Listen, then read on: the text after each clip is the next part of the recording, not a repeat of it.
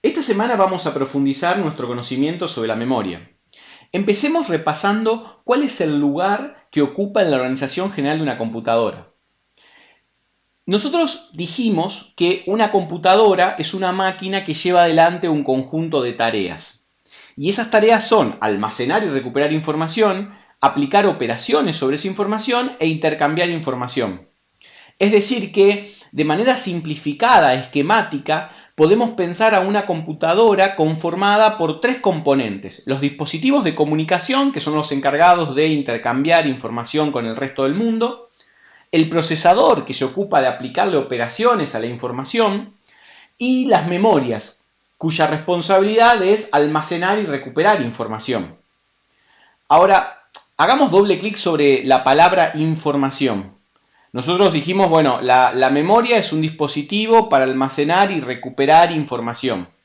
Bien, en realidad, para ser estrictos, lo que almacenan las memorias son datos. No es en realidad información. Es decir, los datos son las colecciones de símbolos que están mantenidos en una computadora. Ahora, la interpretación humana que le damos a esos datos, eso constituye información. Es decir, nosotros podemos tener almacenado en nuestra computadora un video y ese video puede estar almacenado en múltiples formatos, ¿sí? Ahora bien, es la misma información, el mismo video, pero almacenado de distinta manera, con distinta codificación. A pesar de que la información sea la misma, esa información puede estar almacenada de distinta manera. Entonces, para ser precisos, nosotros decimos que esa colección de símbolos que mantienen a la información almacenada se llaman datos. Entonces, las computadoras manipulan datos que representan información. Ahora, la información que tenemos almacenada adentro de una computadora, podemos identificar también que tenemos datos y programas. Es decir, podemos identificar en nuestra computadora un archivo de música, ¿sí? O podemos almacenar un documento de texto, ¿sí? Pero también en esa misma computadora tenemos almacenado un programa que nos permite hacer que ese archivo de música se reproduzca. O podemos hacer que el archivo de texto cambie, lo podamos editar, le podamos agregar colores, le podamos agregar títulos. Entonces, en nuestra computadora, en la memoria, tenemos almacenado tanto los datos como los programas. Tanto la información que se manipula en las operaciones del procesador, como los programas que son las instrucciones que manipulan esa información. Esto, digamos, parece un trabalenguas. Eso es porque la división entre datos y programas es totalmente difusa en la arquitectura de computadoras que usamos hoy en día. Es decir, no hay demasiada distinción entre dónde guardamos los datos y dónde guardamos los programas. En realidad, la flexibilidad que hoy en día tienen las computadoras, justamente el poder que tiene, radica en la habilidad de manipular los programas como si fueran datos.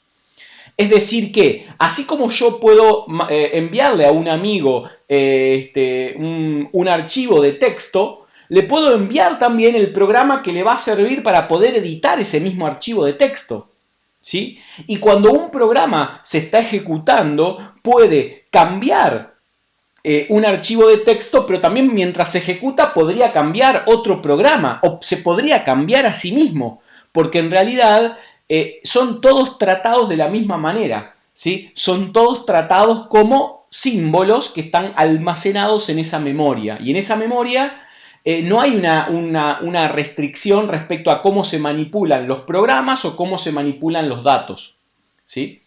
Esto hace que las computadoras sean extremadamente flexibles. Entonces, con la misma velocidad con la cual cambian los archivos que guardan información, también cambian los archivos que guardan programas que manipulan esa información. En realidad, los programas también son información, ¿sí? Bien.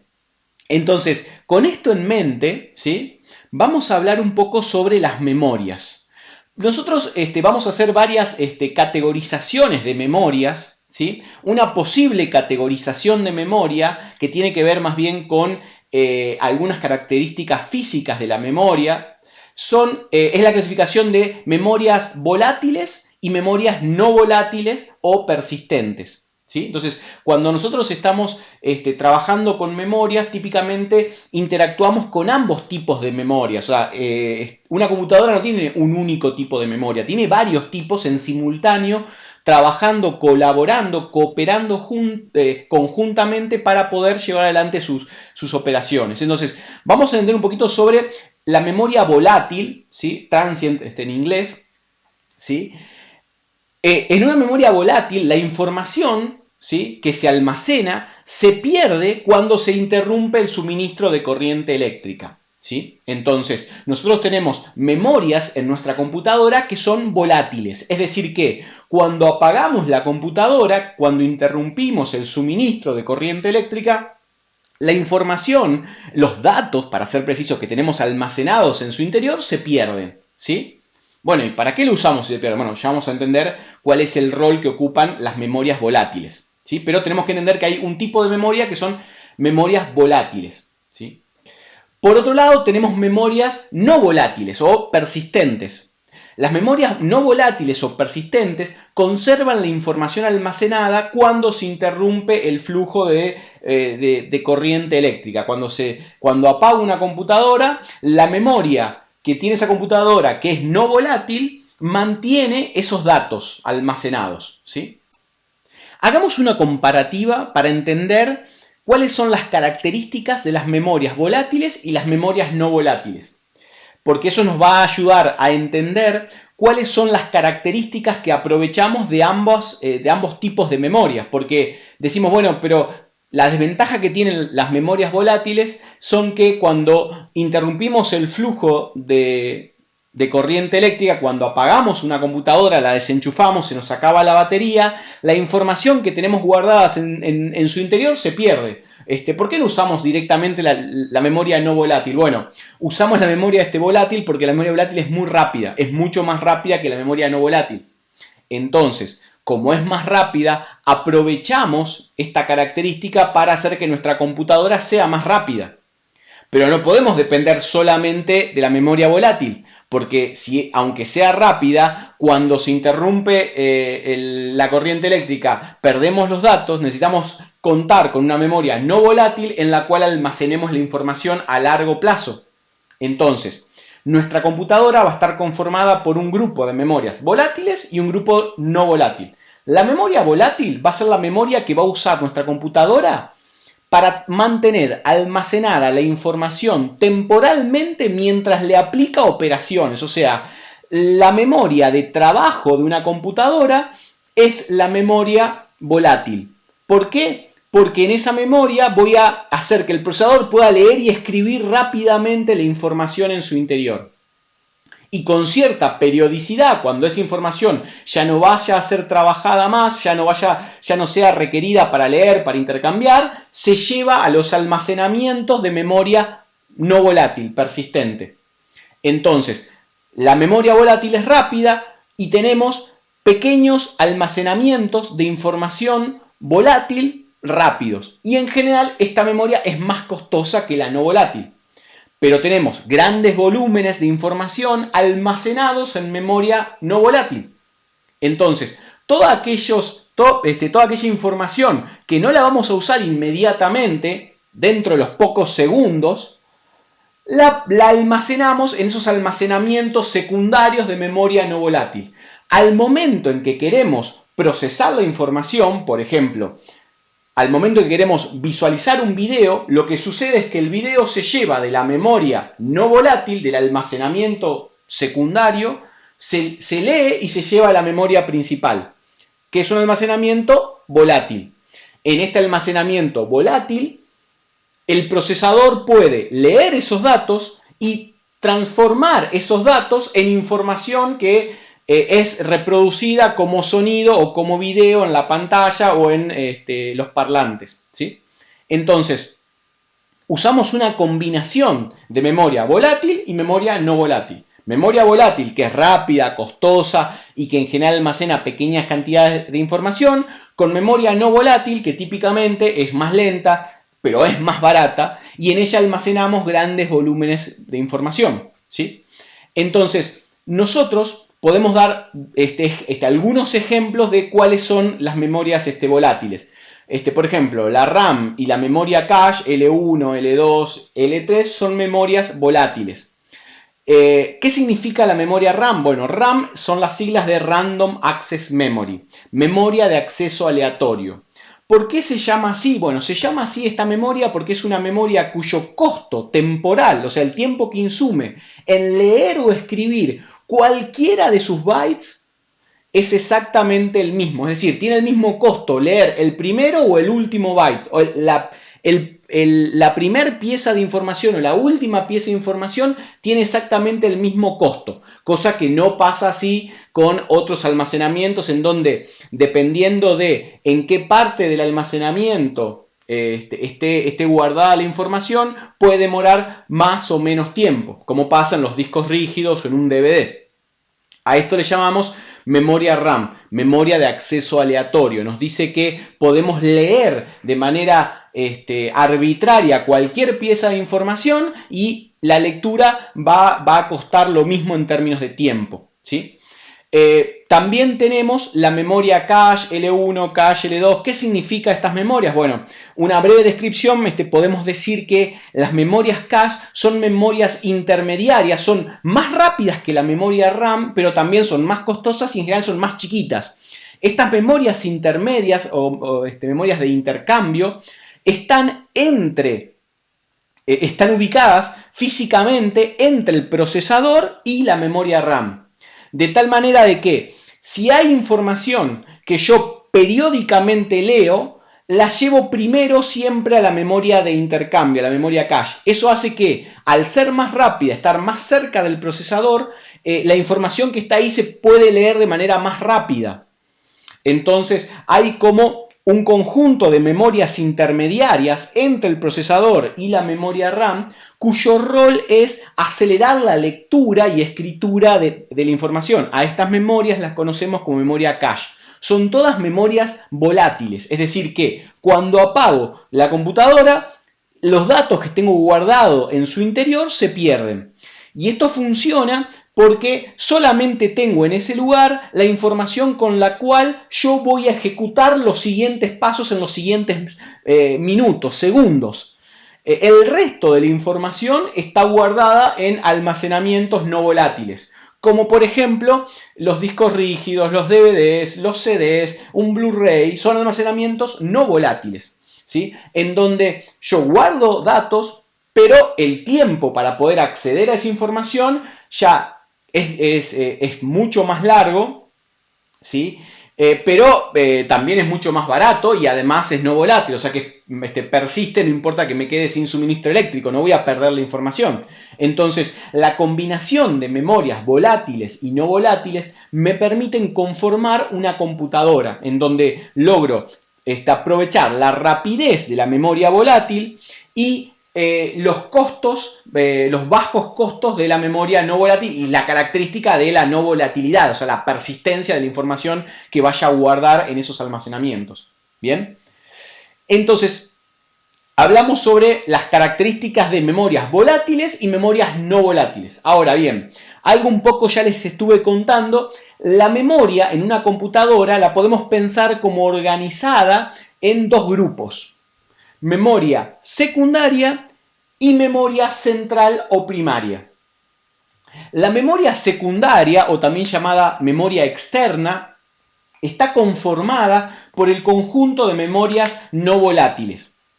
Es la memoria de persistencia de información. A largo plazo guardo información en esos almacenamientos secundarios, ¿sí? El disco rígido es una de las memorias que tiene mi computadora, ¿sí?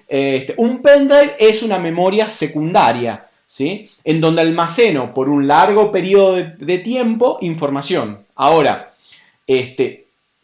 cuando quiero procesar la información, necesito llevar esa información, copiar esos datos desde la memoria secundaria a la memoria central o memoria primaria, ¿sí? Típicamente la memoria central está constituida por memoria que es volátil, ¿sí? Y aprovechamos su rapidez y la concebimos como la memoria de trabajo del procesador, ¿sí? El procesador lee todo el tiempo la información, el programa, las instrucciones, la va a leer de esta memoria central, ¿sí?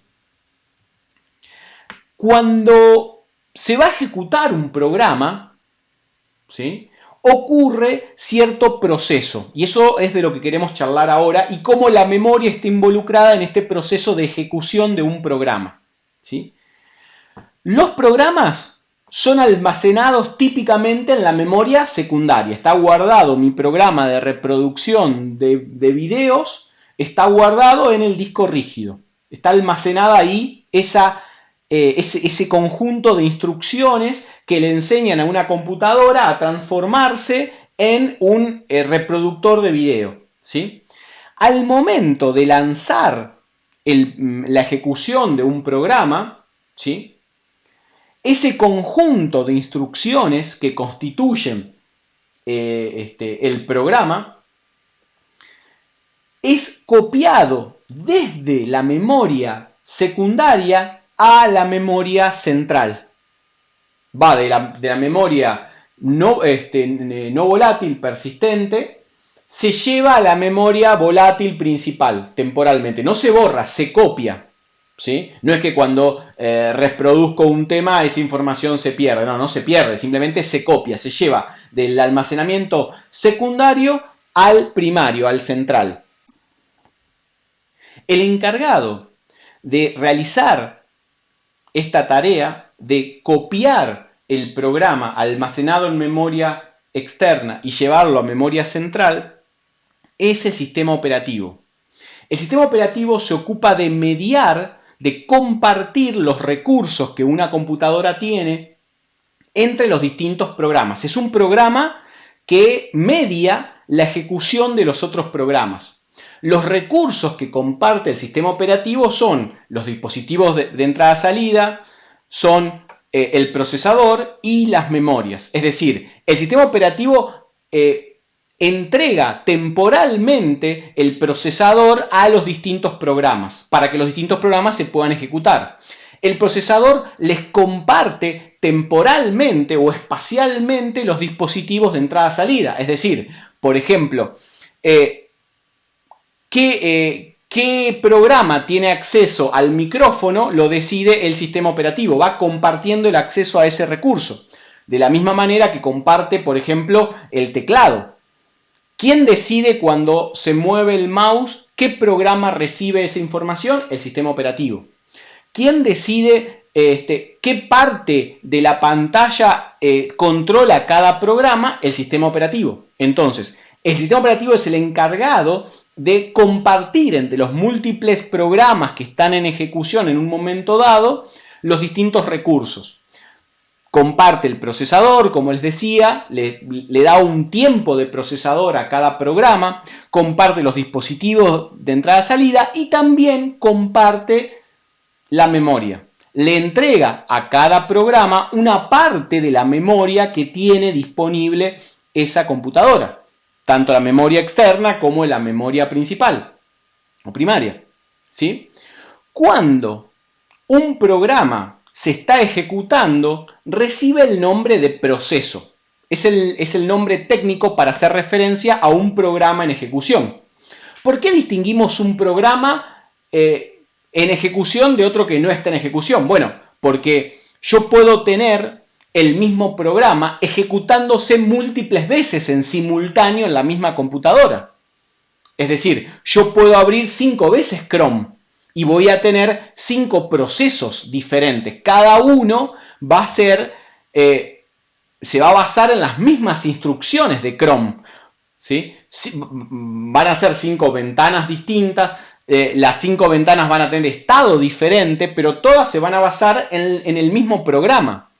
Pero en tiempo de ejecución van a tener aislamiento total entregado por el sistema operativo. El sistema operativo considera que cada ejecución de un programa es independiente del resto de otras ejecuciones. Entonces, a esa ejecución le llamamos proceso. De alguna manera podemos decir que un proceso es la encarnación de un programa, ¿sí? Un programa, podemos pensar que un programa es como una clase, es la definición de qué cosas tiene que ejecutar. En cambio, un proceso lo podemos asociar a un objeto, ¿sí? No digo que sea lo mismo, digo que el programa es lo que vemos en tiempo de compilación, es lo que está guardado en mi disco rígido, y el proceso es en tiempo de ejecución una instancia viva de ese programa, ¿sí? Podemos pensar como la encarnación de un programa al proceso, digamos. Entonces, nos va a interesar ahora entender en términos abstractos cómo es que el programa puede gestionar la memoria que tiene disponible. Es por eso que les vamos a presentar un esquema básico suficientemente abstracto que no entre en demasiados detalles, pero que nos permitan entender qué herramientas tengo a la hora de construir un programa para gestionar la memoria que el sistema operativo eventualmente me podría entregar en función de las necesidades que tengo a la hora de resolver un problema. Entonces, esta descripción es una abstracción porque la implementación concreta va a depender de muchos factores, de la tecnología en la cual construyo, de la arquitectura, del sistema operativo, de la arquitectura concreta, etc. Pero esto es una descripción suficientemente abstracta que me va a ayudar a entender cómo es que se gestiona la memoria, ¿sí? Entonces, tenemos que entender que un programa tiene múltiples segmentos de memoria, ¿sí? Estos segmentos de memoria van a ser 4 que vamos a describir ahora y de alguna manera cada uno de los segmentos cumple un rol diferente, ¿sí? Entonces, en tiempo de ejecución, un proceso va a tener asociada una porción de memoria central, una porción de la memoria principal que, como les decía, es volátil, ¿sí? Esta memoria va a estar distribuida en 4 segmentos, 4 divisiones lógicas, ¿sí? Esos van a ser el segmento de código, el code segment, el segmento de datos o data segment, la pila o stack y el extra segment o heap. Entonces vamos a ver cada uno de estos segmentos cuál es su rol y por qué nos tienen que importar a la hora de construir un programa. Bien, empecemos primero por el segmento de código, el code segment. Este es el segmento en donde se localizan las instrucciones que componen nuestro programa. Es decir, como les explicaba antes, cuando un programa se empieza a ejecutar, o sea, se lanza un proceso, el sistema operativo va a leer las instrucciones que están guardadas en el almacenamiento secundario y las van a copiar a la memoria central. ¿En qué parte? Bueno, una parte que llaman segmento de código. Entonces, todas las instrucciones de mi programa van a estar copiadas en la memoria principal, con cada ejecución nueva que yo hago. Como les decía, si yo lanzo 2 veces el mismo programa, cada una de las veces que lanzo se va a copiar a su propio segmento de código, totalmente aislado de otra ejecución del mismo programa, ¿sí? Entonces, el segmento de código es un área de la memoria en la cual mi proceso va a tener sus instrucciones. Entonces, mi programa todo el tiempo se va a estar ejecutando a partir de esas instrucciones que están copiadas en la memoria central en el segmento de código. También tenemos un segmento de datos. Ese segmento de datos está destinado para almacenar el contenido de variables que están definidas en el módulo principal de los programas o también llamadas variables globales. En el caso de Java no tenemos variables globales, no tenemos esta característica, no podemos usar este segmento de datos, ¿sí? Pero en el caso de otras tecnologías, cuando programen en C o en C++, van a ver que se puede utilizar este área para guardar información. El problema con este área es que es acotado y está definido de antemano, o sea, cuando empieza la ejecución del programa, tengo que definir qué tamaño va a ocupar mi segmento de datos y no puedo usar más memoria que la que de antemano esté definida, ¿sí? Obviamente el segmento de código, que es el que vimos antes, siempre está definido porque tiene que ver con las instrucciones que tiene mi programa. El segmento de datos también inicialmente tiene que estar definido. Entonces, segmento de código, segmento de datos. El siguiente es el stack o la pila. La traducción de stack en español es una pila. Imagínense, cuando digo pila, una pila de platos, ¿sí? Uno encima del otro, encima del otro, encima del otro. Ya les voy a explicar en detalle por qué se llama así, por qué se llama pila. Bueno, el stack va a almacenar las variables locales, los parámetros y el valor de retorno en cada invocación de las subrutinas. Es decir, ¿para qué sirve el stack? Para que sea posible que uno tenga distintas subrutinas y cada subrutina tenga su propio grupo de variables locales, sus parámetros que le permiten recibir información y su valor de retorno que le permite devolver información a la rutina que lo llamó. Todo el mecanismo de subrutinas está basado en esta estructura en memoria que se llama stack.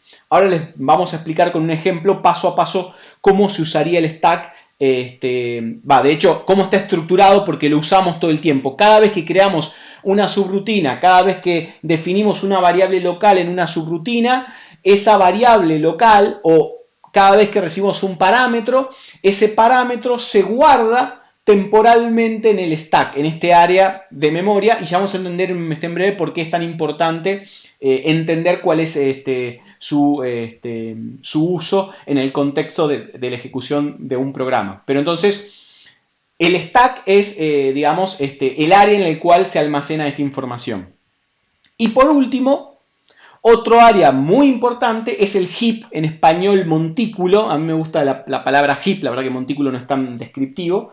El heap es otro área, pero que es un área dinámica de memoria. Es decir, el heap es un área que no está restringida y que inicialmente va a depender de la cantidad de memoria que vaya a necesitar en tiempo de ejecución.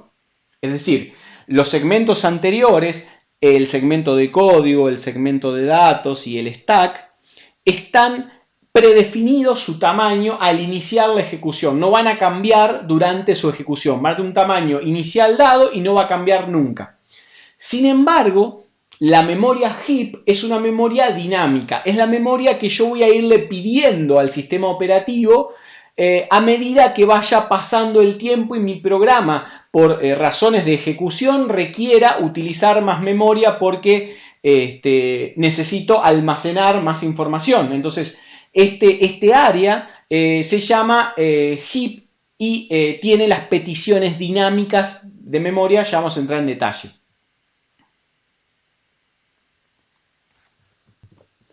Empecemos por entender cómo funciona el stack.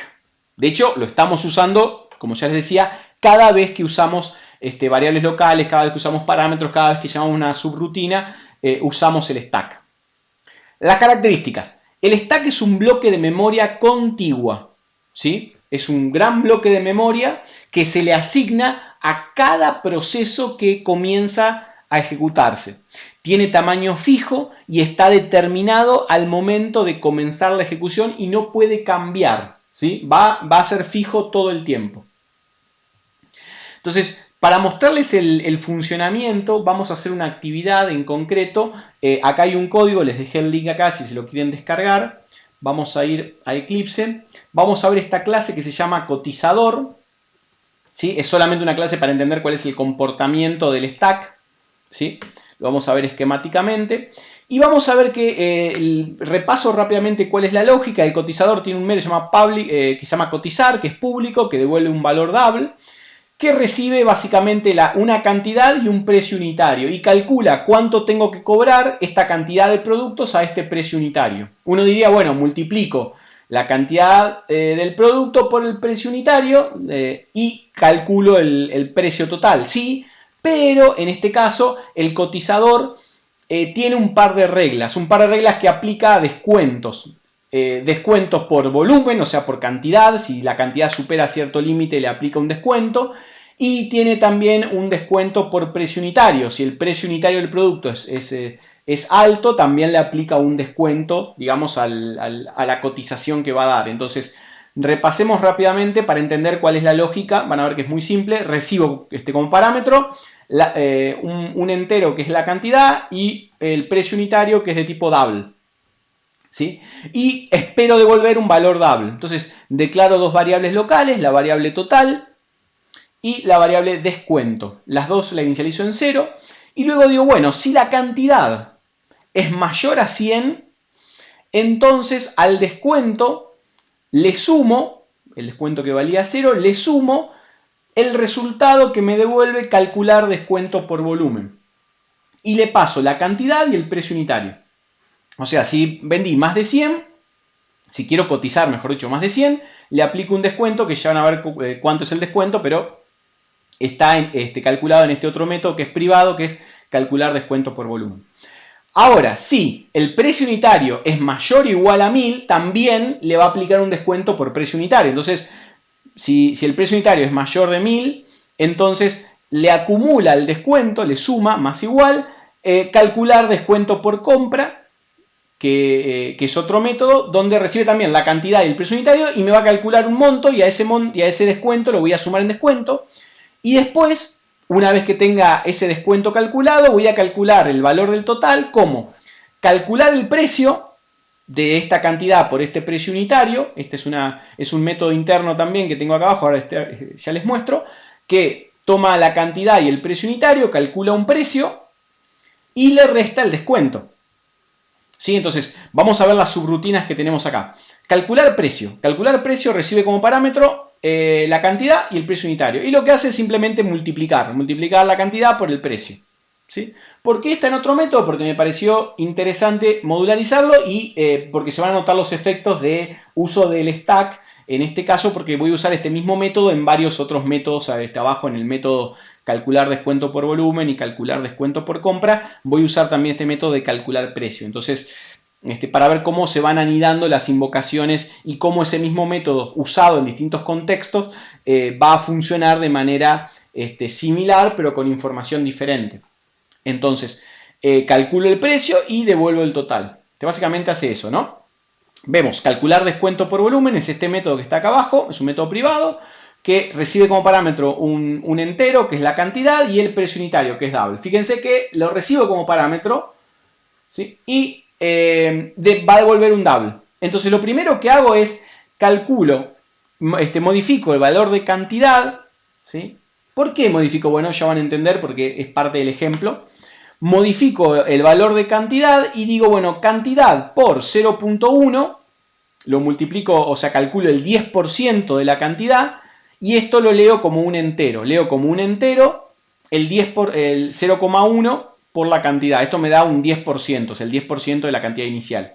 Entonces calculo el descuento diciéndole a calcular precio, calculame cuánto sería el precio de esta cantidad nueva, o sea, el 10% de la cantidad que entró por el precio unitario. O sea, quiero aplicar un descuento quiero descontarle el 10% de los elementos, ¿no? Esta sería el comportamiento de fondo. Entonces calculo el precio de cantidad y precio, pero siendo que cantidad no es el valor original, sino que lo modifiqué. Tomé el valor que recibí como parámetro, lo pisé, cambié el valor del parámetro, lo cambié por el valor de cantidad por 0,1. O sea, me quedé con el 10%. Si acá venían 10, esto va a ser 1. Y voy a llamar a calcular precio, ¿sí? De vuelta, llamo a calcular precio, que es la multiplicación de precio de cantidad, por precio unitario, y lo devuelvo en el descuento, en la variable local descuento, y devuelvo el descuento, ¿sí? Este es el calcular descuento por volumen. Después tenemos calcular descuento por compra, que recibe como parámetro la cantidad y el precio unitario también. Vamos a ver este método. Y este método lo que hace es, le aplica al precio unitario un 20%, ¿sí? Entonces, de vuelta, toma el precio unitario, lo multiplica por 0.2 y eso pisa el valor del precio unitario. Y vuelve a calcular el precio, ¿sí? Porque quiere hacer un descuento, digamos, del 20% del precio total. Entonces, si le quiere descontar un 20% a todos los elementos, entonces vuelve a calcular el precio para esta cantidad y para este precio unitario, siendo el precio unitario el 20% del precio unitario que llegó. calcula el descuento y lo devuelve el valor. Entonces, como ven, este método cotizar, en función de esta condición y de esta condición, aplica o no aplica descuentos, puede aplicar uno, los dos o ninguno, y después finalmente calcula el total, calculando el precio, la cantidad por el precio menos el descuento y devuelve el total. Entonces vamos a ir a ver la prueba JUnit, que tenemos dos pruebas acá que quiero que hagamos el seguimiento, el paso a paso de cómo sería la ejecución, ¿sí? Entonces tenemos cotizar sin descuento, en este caso creo el cotizador, declaro la variable local cantidad, valor 10, precio unitario 20, o sea tengo 10 productos con 20 de precio y llamo al método cotizar del cotizador y le digo cotizame esta cantidad con este precio unitario, con estas dos variables locales. Y devolver un precio. Y después hacer de equals que 200 sea el precio esperado, ¿sí? Porque acá no se aplica ningún descuento porque no vale más de 1000 pesos el precio unitario y no se compran más de 100 unidades. Bien, si son más de 100 unidades. Ok, entonces la cotización sin descuento. Después tenemos el otro, cotizar con descuentos, que lo que hace es exactamente igual que antes, pero con cantidad 200 y con precio unitario 1000. Es decir, que acá aplicaría el descuento, o debería aplicar el descuento por cantidad, porque es más de 100, y el descuento por precio unitario, porque vale 1000 exactamente, que es el límite. Habíamos dicho que si valía más o igual a 1000 el precio unitario, le aplicaba un descuento, le pusimos 1000 para que sea un número redondo. Entonces de vuelta llamo al cotizador, obtengo el resultado y espero que sea 140.000 lo que hay que pagar, ¿no? En lugar, porque se aplica un descuento por cantidad y un descuento por volumen, que ahora lo vemos, ¿sí? Entonces vamos a hacer el seguimiento de estas ejecuciones, pero lo vamos a hacer gráficamente, ¿sí? Vamos a hacerlo de la siguiente manera. Entonces, de este lado vamos a tener el contexto de ejecución, a ver si puedo hacer que se vaya viendo todo. Y de este lado vamos a ir viendo un gráfico de cómo sería la ejecución, ¿sí? Les dejo también este PDF disponible después para que lo vean. Acá tenemos las referencias. Vamos a ver que vamos a tener dibujado el stack, ¿sí? Y vamos a ir viendo cada una de los contextos de ejecución. Van a ser estos rectángulos de color verde. Si está activo, un verde más oscuro. Si es una rutina que está esperando que termine la otra, va a ser un poquito más claro. Vamos a tener los parámetros en color azul, en amarillo la variable local y en rojo el valor de retorno. Entonces, ¿cómo sería esto? Supongan que estamos haciendo el seguimiento de cotizar, sin descuento. Entonces, empieza el test de cotizar sin descuento. ¿Bien? Entonces, empieza a cotizar sin descuento y empieza la ejecución de cotizar sin descuento en la línea número 7. Entonces, cotizar sin descuento, línea 7. Esta subrutina crea una entrada en el stack. Se crea un contexto de ejecución, o sea, se utiliza parte de la memoria y en esa memoria se guardan estas 4 variables locales: cotizador, cantidad, precio unitario y precio, ¿sí? Son estas variables: cotizador, cantidad, precio unitario y precio. Van a ver que acá le coloqué el número de línea que estamos analizando para que vayamos viendo qué número de línea estamos viendo. Entonces, número de línea 7. Acá voy a ir marcando, a ver si me sale, qué línea estamos, 7. Y lo que pasa es que se crea en el stack, si la memoria, ¿no? La tuviésemos acá dibujada, se crea una entrada en ese stack, se guarda la información vinculada a las 4 variables, ¿sí? Siguiente línea, se va a ejecutar la línea 9. Entonces, a cotizador se crea un nuevo cotizador. Entonces, vamos a ver qué sucedió. En la línea 9 sucedió que le di un valor al objeto cotizador. Más adelante, en el próximo video, vamos a ver cómo se crean los objetos. Por ahora, dejemos de lado los objetos, sino que pensemos en las variables locales, los parámetros y los retornos. Entonces, se creó un objeto de tipo cotizador y se guardó en esa variable, ¿sí? Vamos a ejecutar ahora la línea 10. Cuando se ejecuta la línea 10 ocurre esto, se pone en cantidad 10, ¿no? Cantidad 10, ¿ok? Se ejecuta luego la línea 11. ¿Qué pasa en la línea 11? Bueno, precio unitario 20. Línea 11, cotizar sin descuento. ¿Bien? ¿Me siguen? Ahora, la línea rara, que es la línea rara. La siguiente línea, que es la invocación a la subrutina. Estamos invocando a cotizador y invocamos a cotizador con el método cotizar con cantidad y precio unitario. ¿Qué pasa cuando llamamos una subrutina? Bueno, luego en la línea 13 se crea una siguiente llamada, y esa llamada representa un nuevo contexto de ejecución. Ese contexto ocupa parte del stack para guardar, como ven, empieza la ejecución del método cotizar en la línea 9, acá está el nombre del método, línea 9, y me dice que tengo dos parámetros, cantidad en 10 y precio unitario en 20, que son los parámetros que recibí. Ya tengo los valores porque se los pasé en la invocación. Los valores, los parámetros reales o actuales son 10 y 20, ¿sí? En el interior el parámetro formal es cantidad y precio unitario, ¿no? Los nombres de los parámetros. Entonces, los parámetros están guardados en este stack. Fíjense que la variable cantidad que está en cotizar es distinta a la variable cantidad que está en cotizar sin descuento. Son almacenamientos diferentes. A pesar de que tienen el mismo valor, son diferentes. Ya vamos a ver cuando lo modifiquemos en breve. Entonces, tenemos los dos parámetros y tenemos dos variables locales, total y descuento. Y además, este método, a diferencia del anterior, espera devolver un double. Entonces, bueno, acá tiene lugar reservado para devolver el double, ¿sí? Fíjense que la otra invocación quedó pendiente. ¿En qué línea? Y en la línea 13. Entonces, en el stack me estoy almacenando a dónde quedó esperando la ejecución de la subrutina anterior. Si quieren pensarlo así, ¿en qué línea de código está esperando para avanzar? Entonces, se apiló una llamada a la otra. Como un plato se apiló sobre otro. ¿Sí? Como un libro se apiló sobre otro. Por eso se llama, esta estructura se llama stack, pila. Porque se ponen uno sobre, entre comillas, sobre el otro. El activo es el que actualmente está en ejecución es cotizar, pero quedó esperando para terminar la ejecución, cotizar sin descuento en la línea 13 y por ahora estoy en la línea 9. O sea, estoy como entrando o iniciando la ejecución. Siguiente línea. ¿No? La 10 no tiene nada, vamos a la 11. ¿Qué pasa en la línea 11? Bueno, línea 11, acá, avanzó en línea 11.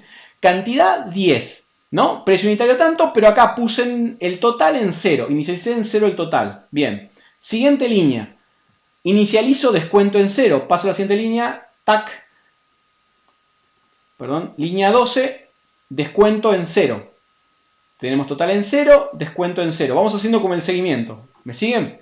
Ahora vemos. Línea 14, acá no actualizo el stack porque no cambia nada, simplemente les voy a ir actualizando el stack cuando cambien parte de la información que tengo guardada en su interior. Veo, cantidad es mayor a 100. Cuando digo cantidad, ¿qué miro? ¿Qué es lo que estoy viendo? ¿Qué variable estoy viendo? ¿Esta cantidad o esta cantidad? No, esta cantidad.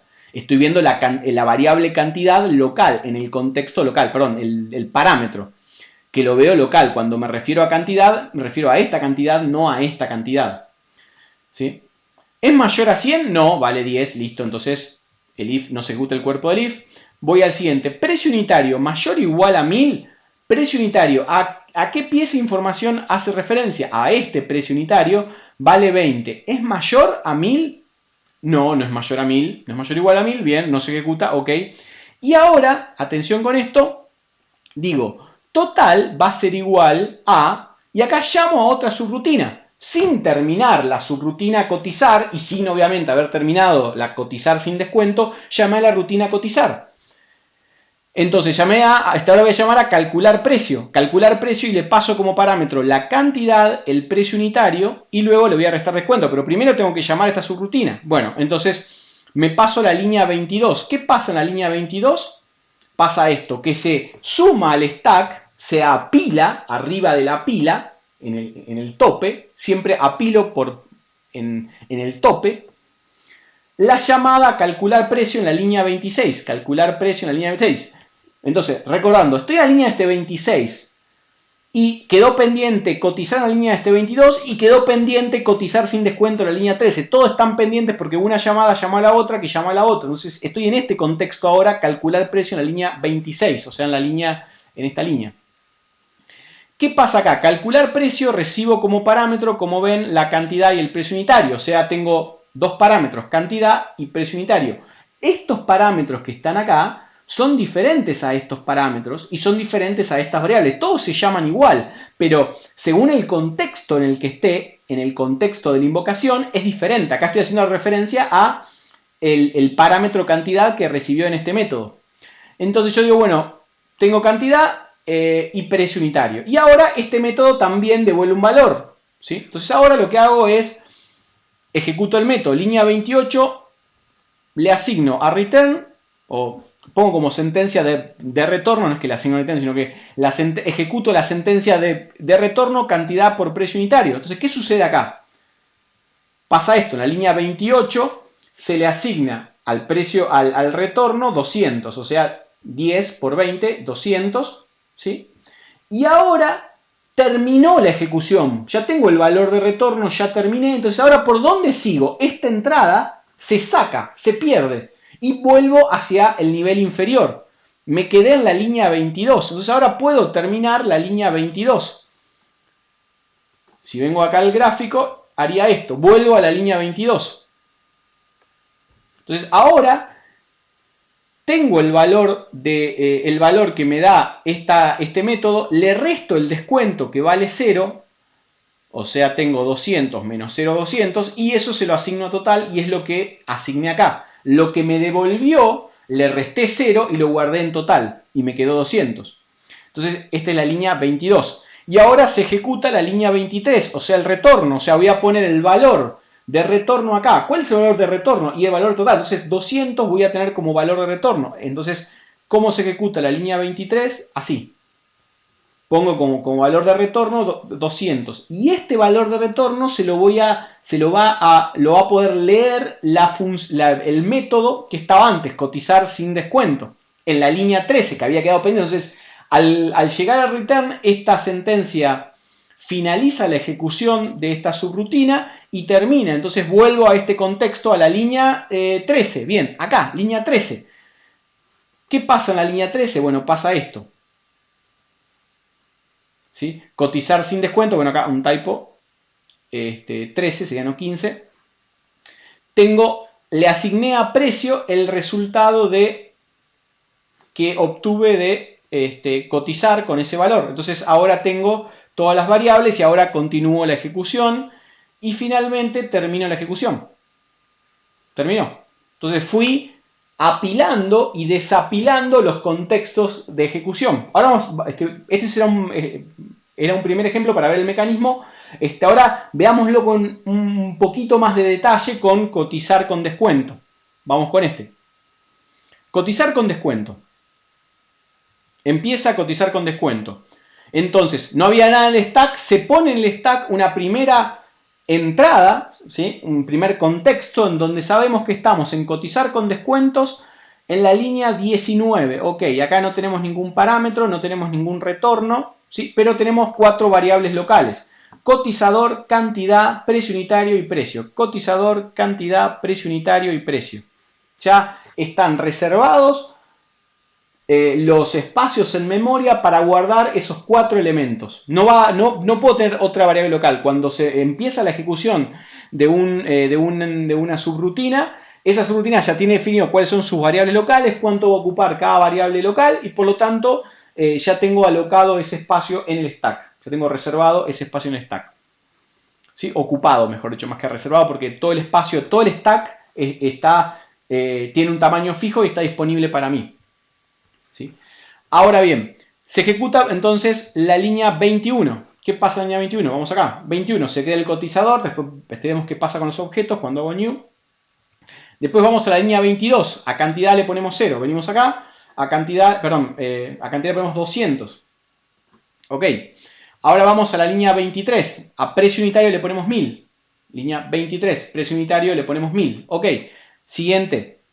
A precio le vamos a asignar el resultado de invocar la subrutina cotizar del objeto cotizador. O sea, vamos al método cotizar y le pasamos como parámetro la cantidad y el precio. Entonces, ¿qué pasa acá? Bueno, nos quedamos en la línea 25, con la llamada a otra subrutina. Entonces se apila a cotizar en la línea, se empieza a cotizar en la línea 9, la línea, digamos, puse la línea de encabezado para significar que se pone toda la información para que esa subrutina empiece la ejecución. Entonces, vemos que recibimos como parámetro 200, que lo nombro cantidad, y 1000, que lo nombro precio unitario, ¿sí? Recuerden que estos parámetros son distintos a estas variables, porque lo que tomé son los valores de estas variables y se los pasé y acá se manipulan como parámetros.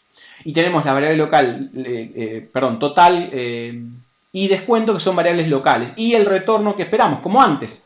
La invocación es la misma que antes, pero ahora tiene distintos parámetros. Entonces ahora vamos a la línea 11, de vuelta. ¿Qué pasa en la línea 11? Bueno, se le pone precio unitario, a total 0. Vamos a la línea 12. ¿Qué pasa en la línea 12? Se pone en descuento 0, ok.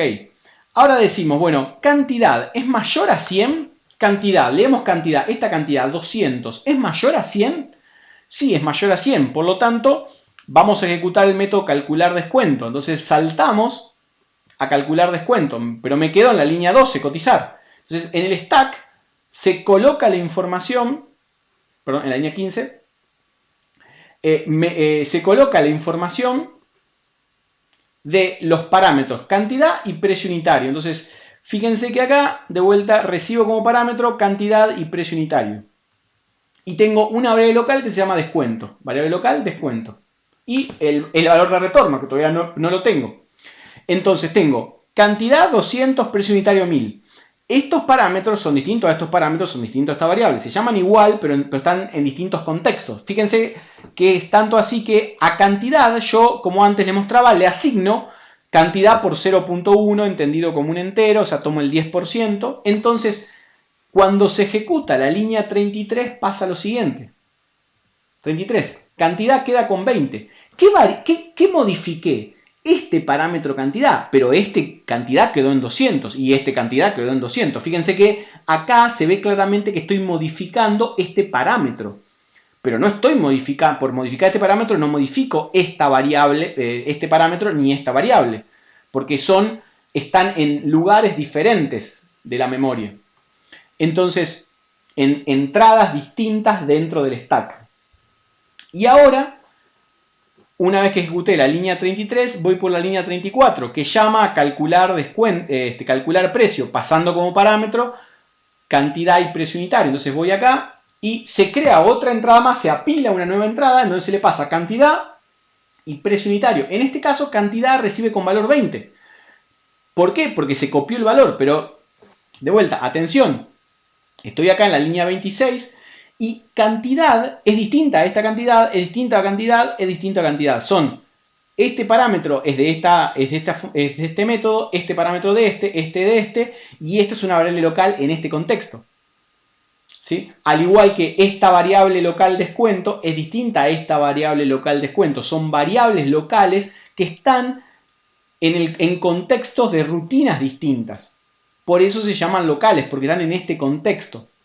Ahora, calculo el precio como cantidad por precio unitario. Entonces se ejecuta la línea 28. Vengo acá, línea 28, avanzamos, línea 28, tenemos 20.000 de descuento, un buen descuento, 20.000, tengo el retorno. Entonces se terminó la ejecución de calcular precio. Entonces, ¿a dónde vuelvo? Bueno, a calcular descuento por volumen, línea 34. Entonces vuelvo acá, línea 34, estoy acá. ¿Qué pasa en esta línea? Bueno, una vez que se terminó, el resultado lo guardé en descuento. Ahí se ve claramente que si yo no me guardaba el resultado, no quedó en ningún lado el resultado, porque me lo devolvió en ese cuadradito rojo simbólico, y el valor se perdió después. Si yo no lo recibo, no lo guardo en una variable local, o no lo uso para hacer algún cómputo, lo perdí. Entonces me lo guardé en descuento, en la variable local descuento. Ahora, este descuento es distinto a este descuento, porque son variables locales en métodos diferentes, a pesar de que estoy en la misma clase. Entonces, acá hago un return de descuento, esto en la línea 35. Entonces me voy acá, termino en la línea 35 y le asigno 20.000 a ese valor. Ok, entonces termino y vuelvo a cotizar. Vuelvo a cotizar en la línea 15, ¿no? Vuelvo a cotizar en la línea 15. Esto lo sé acá, entonces termino, vuelvo a cotizar en la línea 15. Cotizar en la línea 15, obtuvo el valor y lo guardé en la variable descuento. En esta variable descuento, que es una variable local, ahora sí tiene ese valor porque lo que me devolvió lo guardé en esa variable. Y ahora avanzo con la ejecución. Línea 18. ¿Precio unitario es mayor o igual a 1000? Sí, es mayor o igual a 1000. Entonces voy a calcular descuento por compra. Calcular descuento por compra. Entonces, ¿qué pasa cuando se ejecuta la línea 19? Bueno, entonces en ese caso se apila una llamada más. Me quedo en la línea 19 y llamé a calcular descuento por compra, que fue a la línea 39. Calcular descuento por compra. Me parece que me pasé de línea. Bueno, falta un enter ahí. Bien, y entonces recibí como parámetro cantidad de 200 y precio unitario de 1000. Y acá de vuelta voy a modificar el parámetro precio unitario. Lo modifico con precio unitario por 0.2. Entonces, cuando se ejecuta la línea 40 ocurre esto. Línea 40 ocurre esto. Cambié el valor del parámetro precio unitario, pero eso no cambió el valor de este parámetro ni cambió el valor de la variable, porque están en contextos distintos. Ahora se ejecuta la línea 41, que es la llamada a calcular precio. Se vuelve a llamar desde varios lugares el método calcular precio, cada vez con distinta información. Entonces, ¿qué pasa ahí? Pasa esto. Me quedé en la línea 41 esperando que termine el método calcular precio. Mientras espero que calcular precio se está ejecutando. Mientras espera calcular descuento por compra en la línea 41, mientras espera cotizar en la línea 19, mientras espera cotizar con descuentos en la línea 25. Están todas las llamadas esperando a que la otra subrutina termine. Entonces, se llamó a calcular precio en la línea 26, ¿sí? Le pasé como parámetro la cantidad y el precio unitario, se multiplica el valor y se guarda como resultado. Esto en la línea 28, o sea, ocurre esto. Línea 28, tengo la variable, perdón, tengo el retorno 40.000, en este caso 200 por 200, 40.000. Entonces, termina a calcular precio en este contexto. Fíjense que lo estoy llamando a calcular precio desde múltiples contextos, desde múltiples subrutinas. ¿Y cómo sé a dónde voy a volver? Porque no es lo mismo cuando llama a calcular precio desde calcular descuento por compra que cuando llamo a desde cotizador, desde cotizar o desde calcular descuento por volumen. Bueno, porque en el stack tengo registrado desde qué subrutina llamé a esa subrutina. ¿Sí? Entonces, tengo en el stack guardado cuál es la subrutina que tiene que seguir con su ejecución. De esa manera, la subrutina que ahora se está ejecutando termina y sigue la previa. ¿Sí? Entonces, ahora termina esta subrutina en la línea 28 y continúa en la línea 41. Acá, calcular descuento por compra en la línea 41. Entonces, en ese caso, tengo el valor, me lo guardé en descuento a los 40.000 y ahora devuelvo, ejecuto la línea 42, ¿sí? Que le asigno valor de retorno. Y una vez que tengo el valor de retorno, terminé esta subrutina, por lo tanto, sigo en cotizar en la línea 19 ahora. Vuelvo a cotizar. Fíjense que voy y vengo todo el tiempo a cotizar. Ahora vuelvo a la línea, continúo con la línea 19. Sería algo así. Y incrementé descuento en 40.000, entonces tiene 60.000 de descuento. ¿Sí? Ahora vale 60.000 descuento porque acumulé. Esta es una variable local de vuelta. El otro descuento que tenía es solamente el descuento que estaba calculando por volumen o por compra. ¿Sí? Son variables que están en contextos diferentes, por lo tanto se llaman igual, pero representan elementos diferentes en la memoria. Y ahora entonces sí voy a la línea 22, que llamo otra vez a calcular precio. Entonces, ahora voy a la línea 22, ¿sí? Venimos acá, donde llamamos otra vez a calcular precio. Y se llama otra vez a calcular precio. Vamos a la línea 26 con los parámetros 200 y 1000. Entonces, se ejecuta la línea 28. Tomo valor de retorno y termina, obviamente, la ejecución de calcular precio. Lo cual me lleva otra vez a terminar en la línea 22. Línea 22. Y calcular precio, como les decía, toma el valor de retorno y le resta el descuento, son los 200.000, que no lo guardé en ningún lado, pero le apliqué la resta de 200 y eso quedó 140.000. Perdón, la resta del descuento, los 200.000 menos 60.000, 140.000. Y eso lo guardó en total, ¿sí? Le asigné en total el resultado de lo que me devolvía, que no lo guardé en ningún lado, sino que lo usé como parte de esta expresión. Entonces me quedaron 140.000 en total y finalmente se ejecuta la línea 23 de definir el return en 60.000. Perdón, en 140.000, no 60.000. Ahí está, después se lo corrijo en la PPT. Ok, y termina. Y tengo el valor.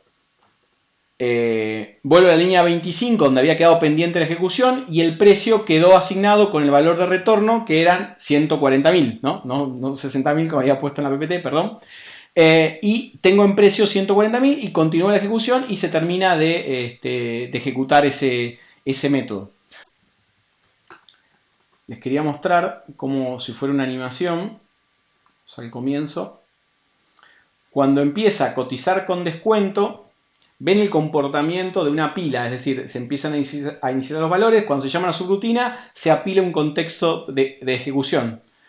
Y ahí se apila otro, que apila otro, termina y vuelve otra vez a cotizar. Se vuelve a llamar esta subrutina, que llama a esta subrutina, termina esta subrutina, termina esta otra, se vuelve a llamar otra.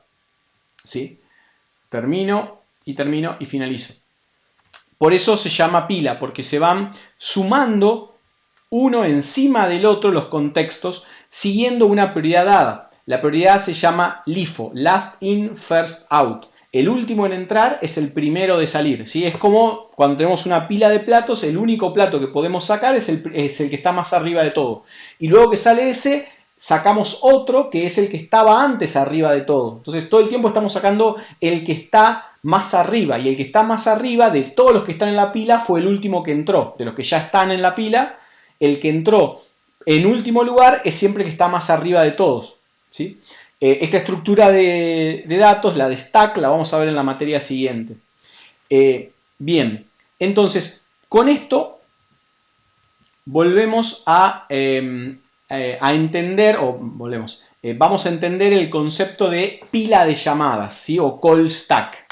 ¿Sí? Nosotros vamos a utilizar, o estamos utilizando todo el tiempo este stack para guardar las variables locales, los parámetros y los valores de retorno, ¿sí? Es una estructura que permite hacer las llamadas a subrutinas, ¿sí? Esquemáticamente pensamos a la pila de esta manera, ¿no? Tenemos un área de memoria que es contigua, que está definida al comienzo de la ejecución y nos da un tamaño físico. Y de este área de memoria nosotros usamos una parte, la parte que ocupen los distintos contextos de ejecución de métodos anidados, ¿sí? Entonces, todas las invocaciones anidadas que tengamos en un momento dado van a ir usando esa pila, ¿sí? Ese espacio fijo, contiguo de memoria. Se van a estar acumulando y usando y dejando de usar a medida que pase el tiempo y terminan las invocaciones e inicien nuevas, ¿sí? Ahora bien, ¿este tamaño es fijo? Sí. Y la pregunta es, ¿puedo llegar a ocuparlo todo y quedarme sin lugar? Sí, puede pasar. Se llama Stack Overflow a eso, que al hecho de querer hacer más invocaciones anidadas que las que me permite el espacio de pila disponible, ¿sí? Típicamente va a ocurrir esto, nos puede ocurrir esto cuando utilizamos una técnica de programación que se llama recursividad, que lo vamos a ver en la materia siguiente. Cuando usamos subrutinas que son recursivas, podemos generar un desborde de la pila porque rápidamente podemos llamar una rutina que se llama a sí mismo, en fin, no viene al caso ahora, pero podría ocurrir en cierto contexto que desborde la pila y en cuyo caso nuestro programa no va a poder seguir con su ejecución. Pero es un problema típico de la recursividad que vamos a tratar en la próxima materia. Bien, entonces, la pila o stack es el área de memoria que nos permite gestionar las invocaciones a subrutinas, ¿sí? Ahora, ¿y qué hace el heap? ¿Para qué sirve el heap? Bueno, el heap viene a cubrir una necesidad. La necesidad que viene a cubrir es aquella en la cual nosotros no sabemos de antemano, por lo general, qué cantidad de información queremos almacenar o queremos mantener o manipular durante la ejecución de nuestro programa. Y por lo tanto, la cantidad de memoria que va a tener o que va a requerir nuestro programa va a depender muchas veces de otros parámetros, como por ejemplo la entrada que haga el usuario, la información que consigne el usuario o la información que vaya a leer en un almacenamiento secundario o el tiempo en el cual mi programa se esté ejecutando. Entonces, no puedo saber de antemano cuánta memoria voy a usar. Entonces, para cubrir esta necesidad es que existe el heap, ¿sí?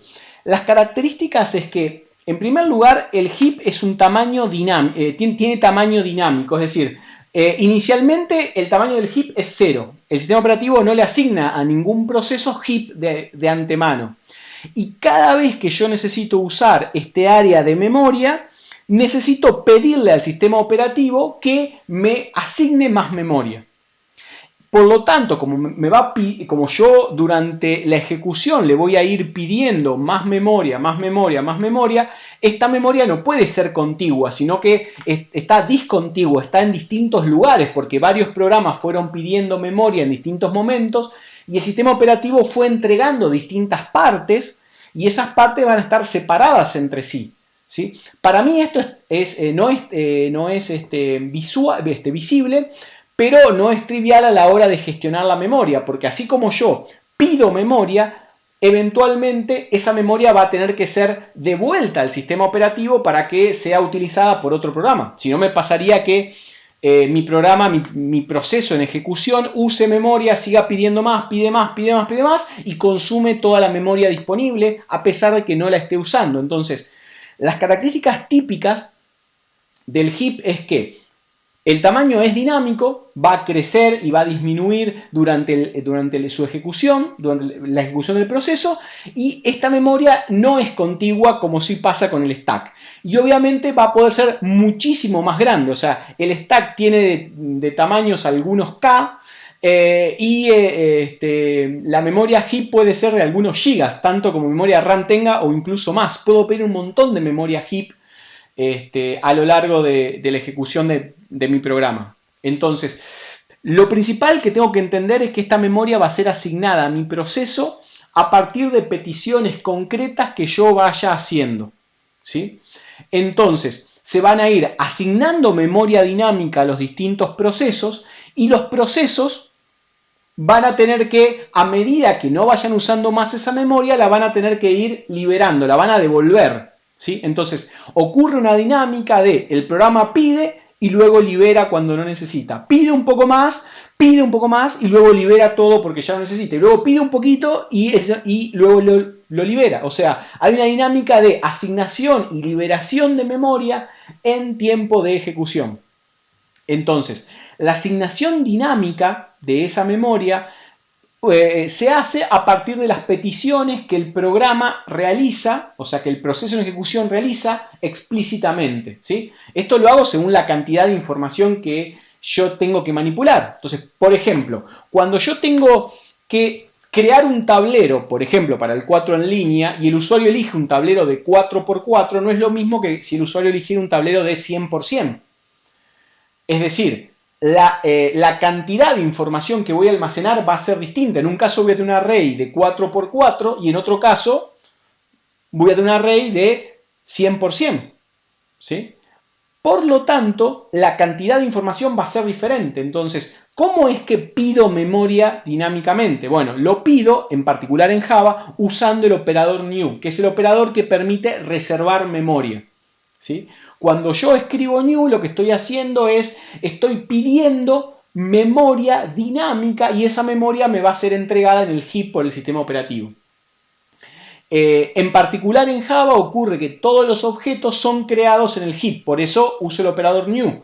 Todo objeto que yo vaya a crear se va a crear en memoria dinámica. Esto pasa en Java en particular porque uso el operador new. Cada lenguaje de programación, en cada tecnología, tengo una forma de pedirle al sistema operativo que me asigne esta memoria dinámica. Bien, entonces se hace muy evidente, por ejemplo, en el caso en los cuales uno tiene un arreglo cuyo tamaño definimos a partir de un parámetro que, por ejemplo, carga el usuario. Esto quiere decir que el tamaño no está definido de antemano y por lo tanto la memoria que voy a consumir va a depender de la decisión del usuario. Entonces, acá se ve claramente la necesidad de utilizar memoria dinámica. ¿Sí? Por otro lado, ¿cómo se libera la memoria? Es decir, la idea es que cuando no se necesita más, el proceso, aunque no haya terminado, si hay algo que no necesita más, se lo devuelva al sistema operativo para que ese recurso sea compartido. Recuerden que la memoria es compartida por todos los procesos que están en un momento dado en ejecución. Entonces, si la asignación es dinámica, la liberación, o sea, el devolver ese recurso también tiene que ser dinámico. Entonces, liberar implica eso, devolver el recurso, en este caso la memoria, para que sea utilizado por otro proceso que está en ejecución en ese momento en particular. La liberación de la memoria, a diferencia de la asignación, la liberación puede ser o explícita o implícita. ¿Qué quiere decir que sea explícita? Quiere decir que en algunos lenguajes de programación o con algunas tecnologías, yo tengo que, así como pongo sentencias para decir new, debería tener sentencias para decir lo libero, release o delete. ¿Sí? En algunos lenguajes de programación, como por ejemplo en C++, existe también el operador new, pero existe otro operador que se llama delete.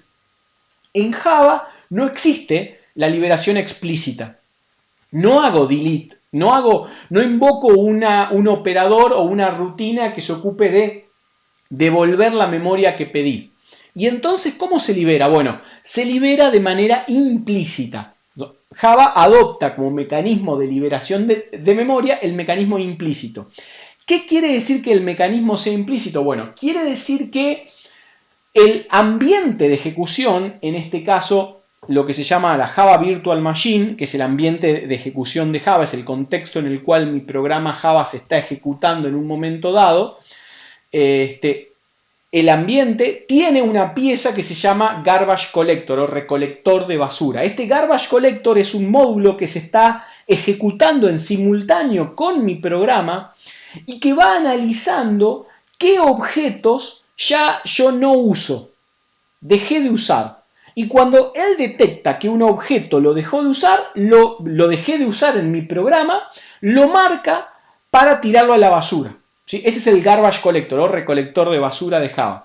Entonces, con un mecanismo que vamos a entender en el próximo video, el Garbage Collector va a ir detectando qué objetos ya no puedo usar. Y como no los puedo usar, los va a tirar a la basura. De esa manera, tirar a la basura significa se los va a usar la memoria que tiene reservada ese objeto y se la va a devolver eventualmente al sistema operativo. No ocurre exactamente así, pero imaginemos que pasa esto, que se la devuelve al sistema operativo. O no, tiene potestad de decir si dejarla por las dudas pedida, pero bueno, no entremos en ese detalle porque sería una materia completa hablando sobre los modelos de Garbage Collectors. Hay muchos lenguajes que tienen esto, tienen recolectores de basura, cuyo objetivo es justamente el liberar al usuario, relevarlo de la tarea, relevarlo al programador de la tarea de liberar explícitamente la memoria, como ocurre en algunas tecnologías donde yo tengo que decir, bueno, pido memoria y libero memoria. En Java yo pido memoria y el recolector de basura se va a dar cuenta en el momento de que hay un objeto que no lo uso más, un arreglo que no uso más, y lo va a marcar y en un momento dado lo va a tirar a la basura, va a liberar esa memoria que está asociada a ese objeto. ¿Sí? Entonces, repasando, la memoria dinámica se tiene que pedir explícitamente y liberar. La liberación puede ser explícita o implícita. En Java, cada vez que creamos un objeto o creamos un array, ese objeto o ese array se crea en memoria heap, en memoria dinámica. ¿Sí? Por eso se usa el operador new. El operador new lo que hace es pide memoria dinámica. Eso hace que nuestros objetos puedan ser extremadamente grandes, nuestros arreglos sean extremadamente grandes y no estemos usando espacio en el stack. Los objetos, las instancias, no están guardadas en el stack, sino que están guardadas en la memoria heap. ¿Y cómo manipulo los objetos? Bueno, eso lo vamos a aprender sobre referencias en el próximo video. La liberación de memoria Como les decía, en Java es implícita, lo hace el recolector de basura, ¿sí? Detectando cuáles son las referencias que yo ya no puedo utilizar y por lo tanto marca esos objetos o esos arreglos para ser tirados a la basura. Ese mecanismo lo vamos a ver en el próximo video también. Ok, entonces, síntesis, temas importantes del video. La memoria. Vimos la clasificación entre memorias volátiles y memorias no volátiles, memoria central y memoria secundaria, y vimos cómo se organizaban las memorias en una computadora para funcionar apropiadamente. Y discutimos cuál es el mecanismo para poder, o que tiene el sistema operativo para asignarles memorias a los distintos programas, a los distintos programas en ejecución que llamamos procesos. Hablamos sobre el segmento de código, el segmento de datos, el stack y el heap. Nos detuvimos en particular en dos áreas. Una es el stack, que nos interesa saber entender, mejor dicho, cuál es el mecanismo que posibilita las subrutinas, y el heap, que vamos a entender un poco más su uso en el próximo video cuando veamos referencias y cuando veamos cómo funciona el recolector de basuras.